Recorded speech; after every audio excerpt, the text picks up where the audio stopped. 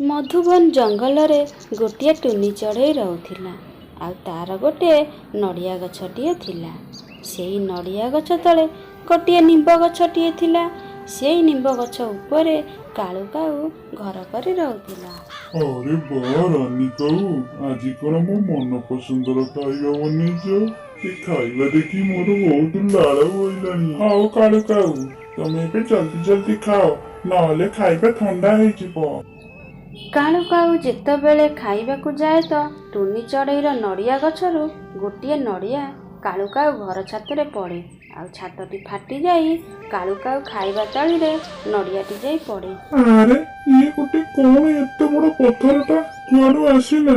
हम छात ऊपर पड़िला, हम छात भी फाटी गला। अरे रानी, ये पत्थर नुह, ये गोटे नड़िया। ये नड़िया पड़िकी हम छात फाटी गला।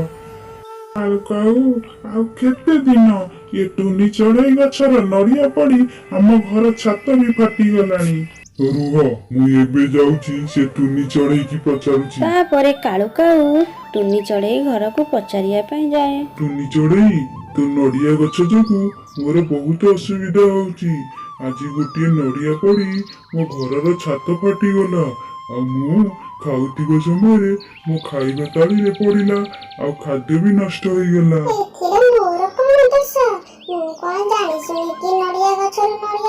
बस टुनी चढ़ई बहुत ହେଇଗଲା।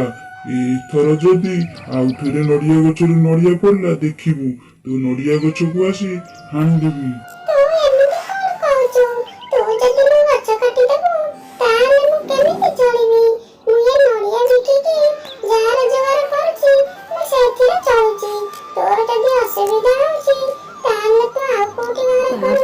कालू काऊ रागिकी सेठू आसे भारी। ता परदिन टुनी चढ़ई तार पौड़ दुकान खोलिकी बसी जाए। आ पक्षी माने आसी टुनी चढ़ई, ए पइर पानी तो बहुत मीठा लागुची आ भल भी लागुची। मते आ गोटे दे मु घर को नेकी जिबी। हां हां मु ताउची। टुनी चढ़ई दुकान बहुत भल चालू थाए। आ एपटे कालू काऊ आ ता स्त्री बहुत चिंता रे बसी था। कालू काऊ, टुनी चढ़ई ठीक कहूची। से कौन जानी सुनी आम घर को नड़िया पकाउची? एथिरे तार कौन दोष रहिला? आमे चल आउ केउंटी घर बनेइबा, नहले केतेबेले आम ऊपर भी नड़िया पड़ी जीवो। नो नो, आमे कुआडे भी छड़िकी जीवनी, आमे एइठी ही रहबो। मते से नड़िया गछकू किछि ना किछि करिबाकू पड़िबो। आउ ठीक अछि, तम जा इच्छा। एबे जाओ कारीगर को डाकी से छात ठीक करो। ता परदिन कालू काऊ आ ता श्री रानी काऊ कथा हेउथिबा समय रे गोटे नड़िया कालू काऊ मुंड उपरे पड़िला। लो बोलो, मुंड फाटीगला लो, मुंड फाटीगला। रानी, मो मुंड बुलेई देलानी। एबे मु जाउची से नड़िया गछकू जमा छाड़िबिनी, आज ताकू काटिदेबी।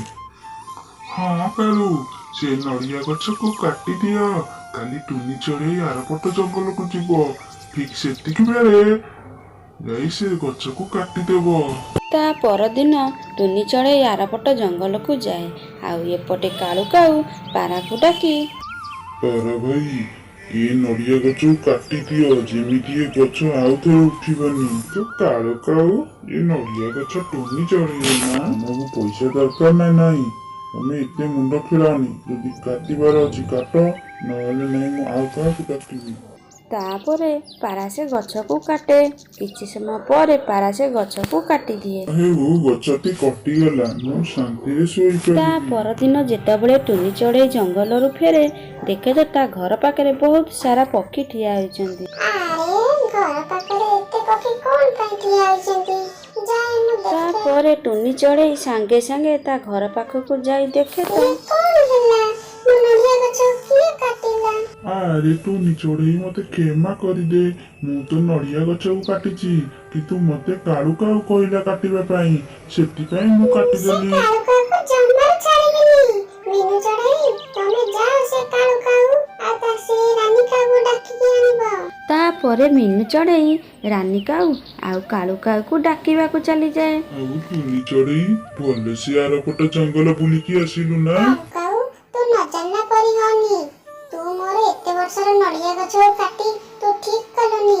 ମୁଁ ତତେ ଜମାରୁ ଛାଡ଼ିବିନି। ସେମିତିରେ ଗଛ କାଟିବା ବହୁତ ବଡ଼ ଅପରାଧ।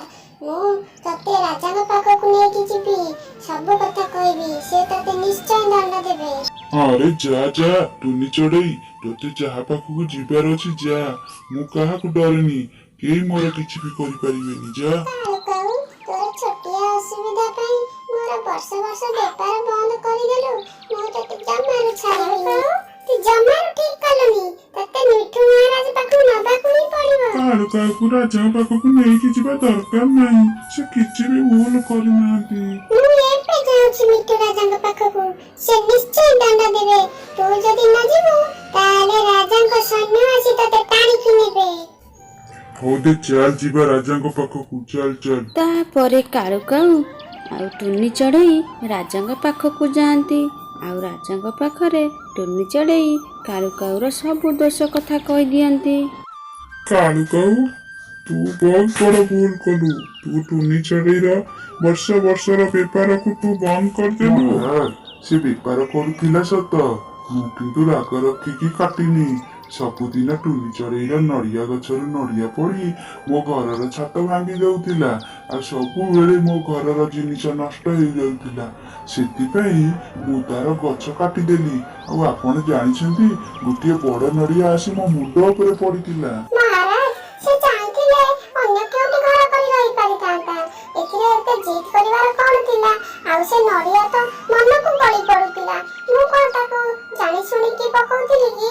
ଏଥିରେ କଣ ରହିଲା ମୋର ଭୁଲ ମହାରାଜ? କାଳୁକାଉ, ଏଥିରେ ଟୁନି ଚଢ଼େଇର କିଛି ବି ଭୁଲ ନାହିଁ। ସିଏ ଟୁନି ଚଢ଼େଇ ଠିକ କହୁଛି। ଆଉ ଜଙ୍ଗଲରେ ସବୁ ପକ୍ଷୀଙ୍କୁ ମୁଁ କହିଥିଲି ଯେ କେହି ଜଙ୍ଗଲରେ ଗଛ କାଟିବେନି। ଆଉ ଯିଏ ଗଛ କାଟିବ ତାକୁ ବହୁତ ବଡ଼ ଅପରାଧ। ଆଉ ଯିଏ ସେ ଗଛ କାଟିବ ତାକୁ 5 ବର୍ଷ ଜେଲ ହବ। କାଳୁ କାଉ ମହାରାଜ, ବହୁତ ମତେ କ୍ଷମା ଡରିଯାଏ। କରିଦିଅନ୍ତୁ। ମୁଁ ଆଉ କେବେ ବି ଗଛ କାଟିବିନି। ମୋର ଭୁଲ ହୋଇଯାଇଛି ମହାରାଜ। ମହାରାଜ କାଳୁ କାଉକୁ କ୍ଷମା କରନ୍ତି ନାହିଁ। ଆଉ ତାକୁ ନେଇ ବନ୍ଦୀ କରେଇ ଦିଅନ୍ତି। ସାଙ୍ଗମାନେ, ମୁଁ ଟୁନି ଚଢ଼େଇ। ଆପଣ ଯଦି ଗଛ ଲଗାଉନାହାନ୍ତି ତାହେଲେ